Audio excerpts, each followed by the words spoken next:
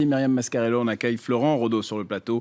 Avec toute l'actualité sportive sur France 24, on commence par du football et on commence notamment par le Special One. Je me suis trompé tout à l'heure, je l'appelle le Chosen One. C'est pas la même chose. Je vous ai corrigé hors antenne. C'était pressenti depuis plusieurs semaines, c'est désormais officiel. Après 2 ans et demi à la tête de Chelsea, José Mourinho a donc été démis de ses fonctions par le président du club londonien, Roman Abramovich. Vous découvrez le tweet du club londonien. Intéressant ce tweet, Cyril, car vous le voyez, Chelsea parle d'un consentement mutuel. Pas sûr que ce soit réellement le cas, mais c'est en tout cas ce qu'a voulu communiquer le club cet après-midi. Une éviction pour cause de résultats catastrophiques. Cette année, le mot n'est pas trop fort.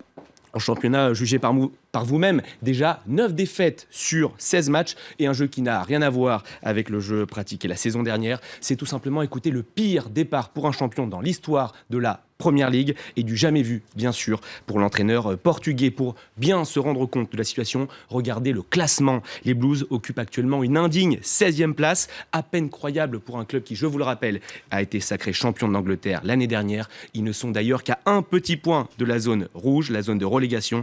Personne, évidemment, n'aurait pu imaginer tel scénario en début de saison.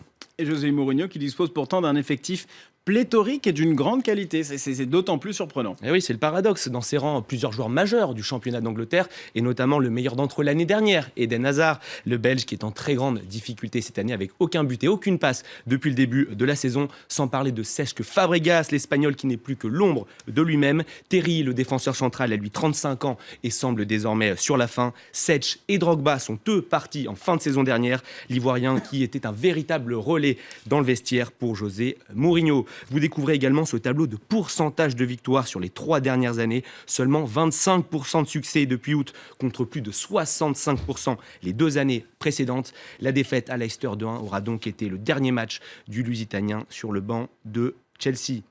En termes de palmarès, maintenant, le Portugais est bien tout simplement l'un des entraîneurs les plus prolifiques au monde. Avec le club anglais, il a déjà remporté la bagatelle de 8 titres nationaux, 3 championnats, 1 cup, 3 FA Cup et 1 Community Shield en 5 ans et demi. Personne n'a fait mieux. Outre-Manche, dans sa carrière, José Mourinho est passé par tous les plus grands clubs européens. Porto en 2004 avec une Ligue des Champions notamment. Chelsea une première fois. L'Inter pour un triplé historique. Le Real Madrid et donc Chelsea une nouvelle fois depuis 2013. Se pose désormais la question de sa succession et les indemnités évidemment de licenciement qui seront très importantes. Les chiffres les plus fous circulent à ce sujet. Certains médias évoquent la somme de 55 millions d'euros, ce qui serait évidemment un record. Mais d'autres sources britanniques, celle-ci, parlent, elles, de seulement 6 millions d'euros et une somme qui correspondrait à la fin de son contrat jusqu'à la fin de l'année 2015-2016 pour José Mourinho. Pour le remplacer, je vous en parlais, le Hollandais Guus Hiddink est pressenti. Il avait déjà occupé ce poste en 2009. Entre 6 et 55 millions d'euros quand même, l'écart est important. L'écart est important. Aucune confirmation pour le moment, un dossier à suivre. Et les suites du scandale de corruption à la FIFA à présent, aujourd'hui, avait lieu l'audition du patron démissionnaire, Sepp Blatter. Voilà, vous l'avez dit, le président démissionnaire de la FIFA était notamment entendu pour s'expliquer sur le versement controversé à Michel Platini, un versement de 1 800 000 euros qui pourrait valoir la radiation des 2 hommes. Sepp Blatter était également entendu sur la vente de droits télévisuels des Coupes du Monde 2006 et 2010. Des droits vendus bien en dessous des prix du marché. À l'issue de son audition, le Suisse a demandé à la FIFA la levée de sa suspension. Pas de réponse pour l'instant de l'instance internationale.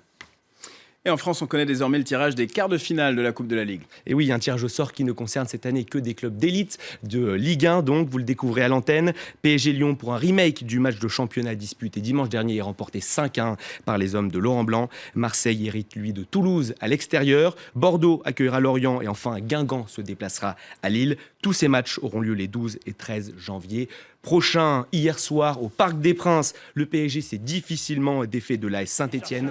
L'unique but de la rencontre a été inscrit en toute fin de match par Edinson Cavani. El Matador, c'est son surnom. Il est à la conclusion d'une action initiée côté droit par Angel Di Maria. Une passe sublime du petit Argentin dans le dos de la défense des Verts. Zlatan Ibrahimovic sorti pendant ce match apprécie. Vous allez voir le ralenti à l'antenne. Le PSG qualifié donc pour les quarts de finale de cette Coupe de la Ligue pour la 4e année consécutive. Voilà pour le journal des sports, Cyril. Très belle finition d'Edinson Cavani. Et voilà pour le but. Effectivement, on se quitte pendant quelques minutes. Nouveau journal dans un instant.